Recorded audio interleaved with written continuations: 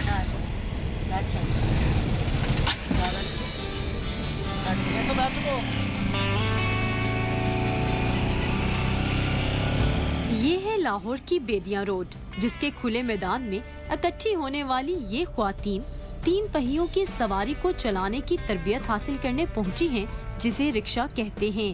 इन्हें हिम्मत और अज़म की एक नई राह दिखाई है इन्हीं के जैसी एक और खातून इंस्ट्रक्टर शमीम ने। मैं अक्सर ऐसे घरों में जाती हूँ कि जहाँ पे किसी का हस्बैंड नहीं मान रहा, किसी का भाई नहीं मान रहा, किसी का बाप नहीं मान रहा, तो मुझे ये सारी चीज़ें जो है वो फेस करना पड़ती हैं। कैसे आप? ठीक ठाक आप कैसे? यहाँ आई कोई खातून घरेलू मुलाजमा है तो कोई घर में सिलाई का काम करती है। लोग कपड़े ले जाते हैं और सिलाई नहीं दे के जाते, तो इसलिए फिर मुझे ये रिक्शे के बारे में पता चला, तो फिर मैंने सोचा कि ये ज़्यादा बेस्ट है। जब भी गाड़ी चलानी है, रिक्शा ड्राइव करना है, तो आपने रिस्पेक्ट से बुलाना है। मैं किसी के घर में काम करने जाती थी और जब छुट्टी करती हूँ वो लोग मेरी सैलरी काट देते हैं, तो मैं चाहती हूँ कि मैं अपना खुद का कोई काम करूँ। ये रिक्शा चलाऊँगी ना, पहले सीखूंगी और फिर मैं चलाऊँगी। शमीम एक ऐसी गैर सरकारी तंजीम के साथ वाबस्ता है जो ड्राइविंग सिखाने के बाद ख्वातीन को आसान इकसात पर रिक्शे फ्राहम करती है।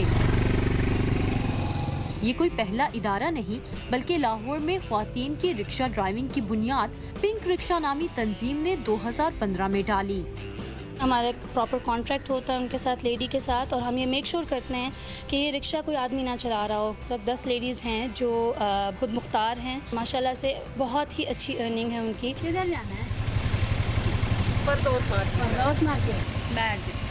पहले तो घर वाले नहीं माने, मैंने कहा नहीं, अगर नहीं कोई बोलता मेरे साथ ना बोले, मैंने तो अपने बच्चों की रोज़ी कमानी है ना। कुछ लोग हंसते थे, पढ़े लिखे लोग मुझे बहुत ज़्यादा हिम्मत दिलाते थे। अदाद-ओ-शुमार के मुताबिक इस वक्त लाहौर शहर में 15 से 20 ख्वातीन खालिस्तान मर्दाना समझे जाने वाले इस रोजगार से मुंसलिक हैं।